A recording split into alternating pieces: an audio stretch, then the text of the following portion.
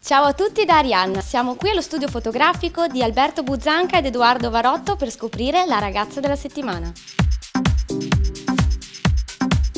La luce che prediligo solitamente è quella naturale, quella ambiente. Ho una parte dello studio dove appunto filtra questa luce ambiente da una grande finestra e solitamente scatto con quella e con l'aiuto di alcuni pannelli o neri, riflettenti o bianchi.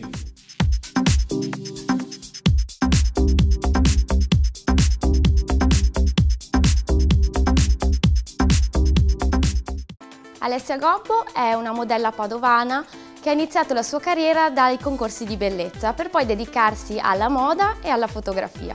Ha fatto della moda il suo lavoro in quanto nel 2010 è diventata socia di un'agenzia di moda padovana chiamata Pizzetta Eventi, per la quale si occupa dei casting e dell'organizzazione delle sfilate.